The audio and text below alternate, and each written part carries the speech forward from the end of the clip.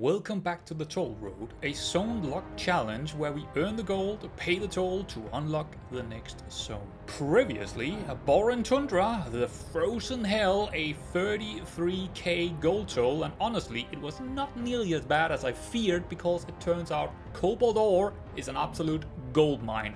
Toll is paid and we are moving on. And with Borean Tundra now behind us, we have two new zones opening up on the wheel. It is Dragonblight and it is Skolosabasang, both with a direct path leading into them from where we just were.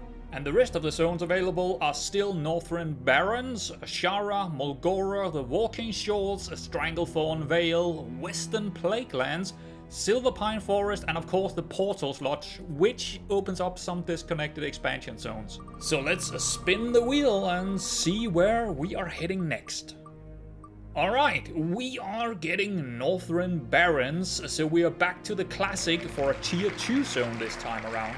Which does mean this should be a fairly easy zone for us to complete, for more than one reason as well. First off, we start with already 4,687 gold on our characters, and the second reason is we only really need 11,000 in total for this toll to be paid. So we are almost halfway there before we even set foot in the zone. And instead of spoiling everything up front, let's just get into it. First one we are gonna try here is something I'm gonna call the rare spawn collector. It's gonna be mixed in with some dungeon runs for the Wailing Caverns, where the plan is to do the dungeon run and then drop out, sell some trash and bank the stuff in Ratchet, while also making the route around to kill some of the rares. Speaking of the rares and what they can drop, a Trigor the Lasher, he can drop the Rune Chain Girdle, and a whole lot better, he can also drop the Serpent's Kiss too. Buan can drop a very nice unique axe that is worth a nice penny, so we will make sure to kill him just outside the instance. Gisharan, he got the Pulsating Hydra Heart and also the Shiver Blade to be collected. Baroque Spear, he can drop the Runic Cane. Elder Mystic Razorsnout can drop the Adeptive Gloves. Rathorian, he can drop the Rathorian Cape, what a name that is, and also the Ritual Blade. And lastly, a Stonearm, he got the Buckskin Cape. So let's get to it and get this route and farm a good hour of running it. After a little over an hour of farming, we have completed 4 rounds of the circuit and ended up in Ratchet again, with a total of 5,449 gold collected. And if we open up the wall bank, we can see some of the stuff that we did get, which is almost all of the BOE in here and almost all of the regions too, though it is mixed with what we had already. We also have a couple of very decent Trendmarks drops, so all in all, a very good farm this one. What I really like about this route is that we get a bit of everything. A shot for the big drops, plenty of ores and herbs and all sorts of materials that sell kind of fast. The Wailing Caverns it's a long instance, but I think it's genuinely competing with Scarlet Monastery in terms of gold per hour. Over at Deathtoll in Orgrimmar, she is hard at work to destroy the trash and hopefully turn it into gold. And on that note, she got a total of 144 auction posted worth 42k gold, so hopefully in 24 hours we will have our toll with a couple of transmog selling as well.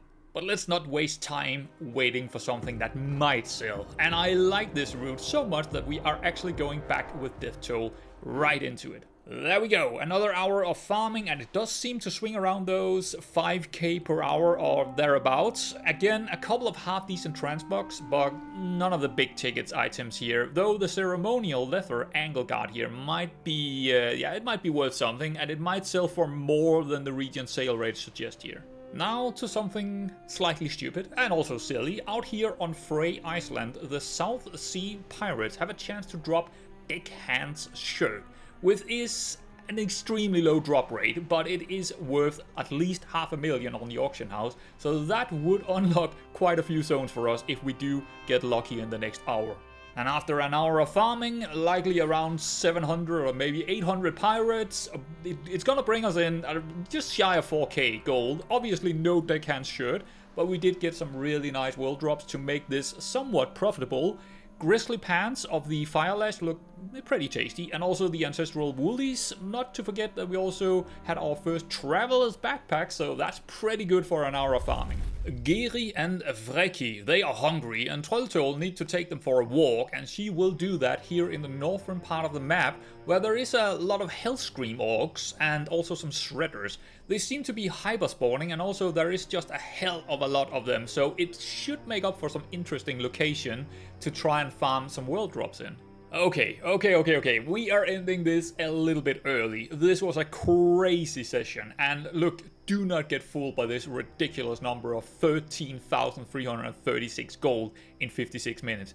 This is all long-term transmog gold. We have packed the sack with them, and many of them are duplicates and likely very hard to sell. But yeah, this hyperspawn open world BOE farming it's gonna be worth it. So right now, after posting everything, Deathtoll now got a total of 213 auctions worth 69k gold, but selling all that, it's gonna be easier said than done when it comes to the transmog, to be honest. In the meantime, we can do a bit of work on the enchanting, trying to look for a profit while also increasing the skill here on Deathtoll.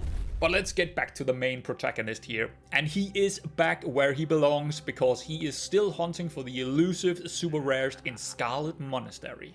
This time it's gonna be in the graveyard section of Scarlet Monastery, and in just the second run we managed to find one of those rares. Blood Splitter dropped, nice. It's gonna be worth around 3,286 gold, but could be worth a lot more than that if we try to sell it closer to the market value. There we have it again, we hit the instance lock, but not a bad little spill of runs, which also did give us what we came for, one of the super rares. So hopefully that's gonna sell. Alright, so it have been around 48 hours since the beginning of this episode, and I think we might want to peek in the mailbox. Oh yeah, there is a ton of small stuff, mixed in with some random transmog that have sold.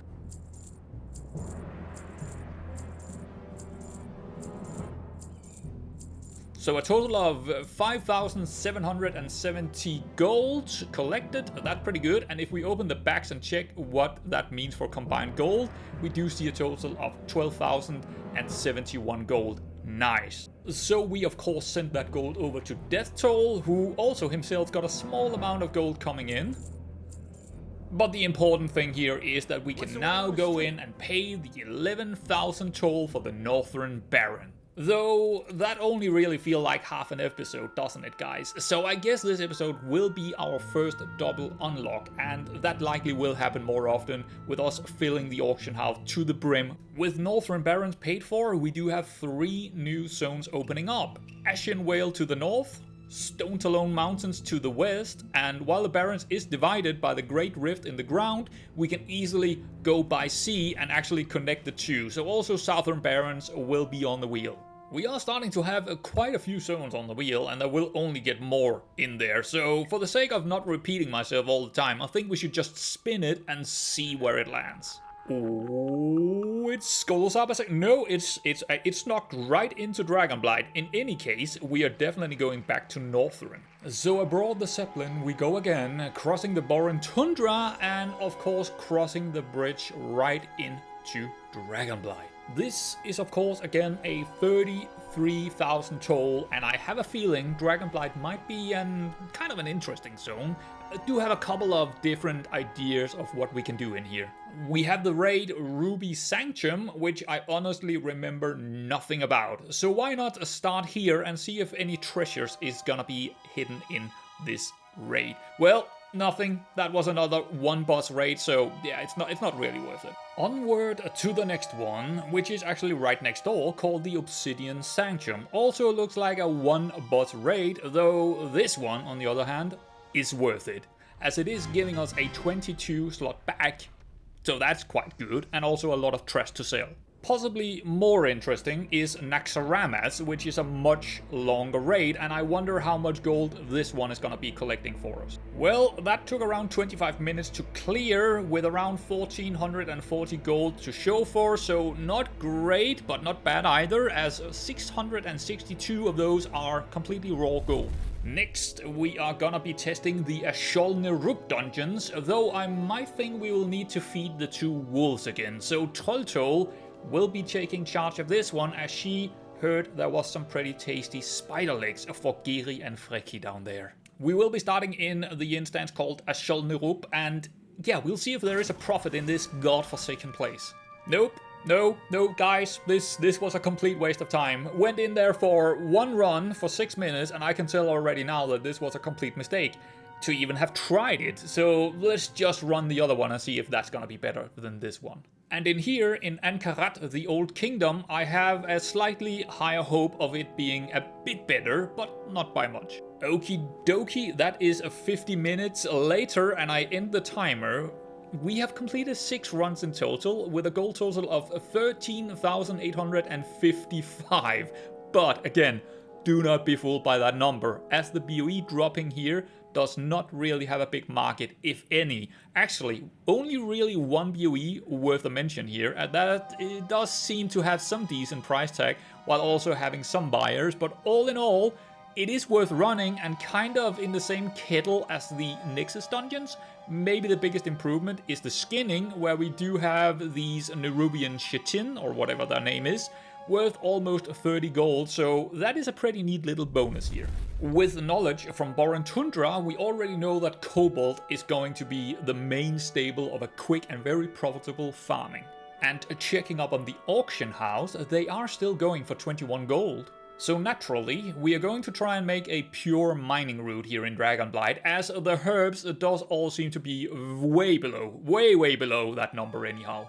An hour later, and yeah, this is very much so, an incredibly profitable way to pay our toll. 10,350 gold, and we know it will sell, and fairly quickly too, so we are likely going to get back there a couple of more times in the future. No, I lied.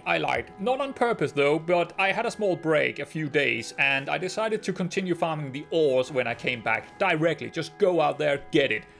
Not even doubling it. No. We're gonna triple it with 2 more hours. And the recorder, it does suggest that here after 3 hours, we should have fetched almost 31,000 worth of gold. So if that is true, we would be close to our goals. Let us see if that does meet reality over here on Deathtoll, where we have our first mailbox opening in a couple of days. But yeah, I made sure to update the auction house with items over the past 2 days. Oh yeah, looks good. 16,070 gold, and a lot of that is coming from the batch of Cobalt that we found the first time around, while also a couple of around 1,000 gold transmogs have sold, and then of course a lot of small stuff we've picked up along the way.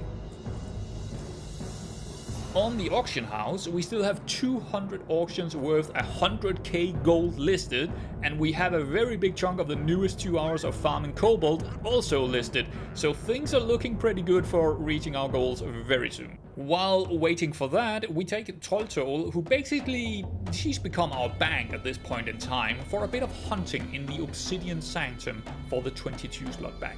And she got it in the first try, just like Deathtoll. Very nice. Also fetched a good amount of leather and some easy gold for 2 minutes of work. So I thought, why not just continue in Nax? So yeah, we're gonna do that. There might be a bit of transmog in there and also a decent chunk of raw gold to get.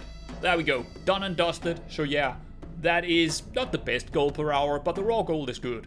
We are back in Orgrimmar around 12 hours later, and all of the Cobalt have sold, which means we have a total of 19,318 gold to be collected. That is sweet. And that totals up to 38,992 gold on both characters, but of course, since Deathtoll handles all of the auction house, she got the biggest chunk. I think it's fair that she also gets to pay the toll this time around, even though it is Deathtoll that actually have collected pretty much all of it, at least this time around. So there it is, we have paid for Dragonblight 33,000 gold, our second Northern Zone done.